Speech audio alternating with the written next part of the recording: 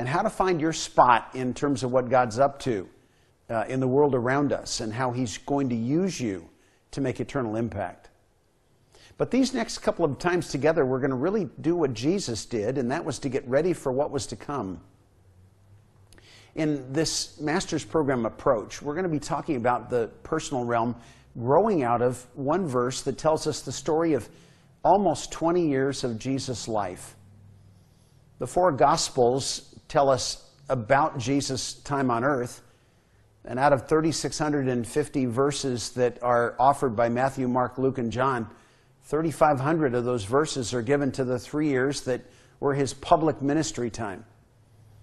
About 160 of the verses were devoted to His childhood and then landing in Nazareth when He was about 12. There's an 18-year period from age 12 to age 30 where only one verse gives us any insight about what He did while He was here. In fact, the majority of His time on planet Earth is captured in one sentence.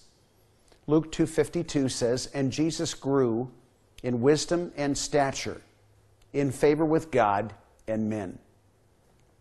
What we're going to be talking about is the way Jesus prepared for His adult life. There were four critical paths that He ran down: wisdom, stature, favor with God, and favor with men. Wisdom is about the mind. Stature is about the body. Favor with God is about the spirit, and favor with men is about the soul. And we're going to spend some time in the next few sessions talking about those four categories, not because they're all equally important. There's a disconnect between our culture and God's perspective about life. If we lined those four categories up in terms of importance in the culture, we would probably find that the physical is most important. That second to that, we would find the soul, relationships, to be the runner-up.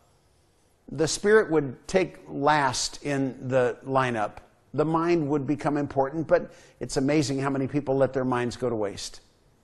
Well, we're going to find that God has almost an exactly opposite approach to those. That the spirit is the most important. It's a runner-up relationship between the soul and the mind. And last in line is probably the body. We're going to start with that one this morning, though, because your personal realm infrastructure, those four elements, body, mind, soul, and spirit, are going to reflect the quality of your personal habits, the routines that make up your life. There's an infrastructure that every business has. There's an infrastructure that every community has.